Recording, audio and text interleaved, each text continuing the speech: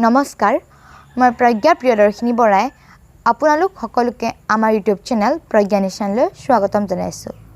আজি মই আপোনালোকক অসমৰ ৰাষ্ট্ৰীয় উদ্যানসমূহৰ বিষয়ে কিছু কথা ক'বলৈ ওলাইছোঁ। অসমত মুঠ 7খন ৰাষ্ট্ৰীয় উদ্যান আছে। সেইকেইখন হৈছে 1 নম্বৰ কাজিৰঙা ৰাষ্ট্ৰীয় উদ্যান। ইয়াক 1974 চনত এখন ৰাষ্ট্ৰীয় উদ্যান হিচাপে স্বীকৃতি দিয়া হয় আৰু ই অসমৰ গোলাঘাট আৰু নগাঁও জিলাত অৱস্থিত। 2 নম্বৰ মানাহ ৰাষ্ট্ৰীয় উদ্যান। ইয়াক 1990 চনত এখন ৰাষ্ট্ৰীয় উদ্যান হিচাপে স্বীকৃতি দিয়া হয় আৰু ই অসমৰ বাক্সা জিলাত অৱস্থিত। 3 নম্বৰ নামেৰি ৰাষ্ট্ৰীয় উদ্যান। ইয়াক 1998 চনত এখন ৰাষ্ট্ৰীয় উদ্যান হিচাপে স্বীকৃতি দিয়া হয় আৰু ই অসমৰ শোণিতপুৰ জিলাত অৱস্থিত।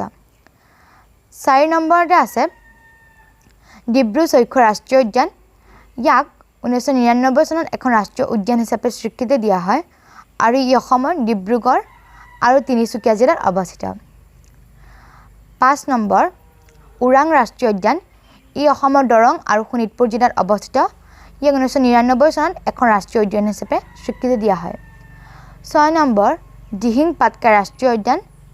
ইয়াক 2020 চনৰ 13 ডিচেম্বৰত এখন ৰাষ্ট্ৰীয় উদ্যান হিচাপে স্বীকৃতি দিয়া হয় আৰু ই অসমৰ ডিব্ৰুগড় আৰু তিনিচুকীয়া জিলাত অৱস্থিত। 7 নম্বৰ ৰায়মনা ৰাষ্ট্ৰীয় উদ্যান। ইয়াক 2021 চনৰ 5 জুন তাৰিখে এখন ৰাষ্ট্ৰীয় উদ্যান হিচাপে স্বীকৃতি দিয়া হয় আৰু ই অসমৰ কোকৰাঝাৰ জিলাত অৱস্থিত। আজি যদি আপোনালোকে আমাৰ এই ভিডিঅ'টো চাই ভাল পালে তেন্তে লাইক, কমেণ্ট আৰু শ্বেয়াৰ কৰিবলৈ নাপাহৰিব। লগতে আমাৰ চেনেলটো ছাবস্ক্ৰাইব কৰি দিব। ধন্যবাদ।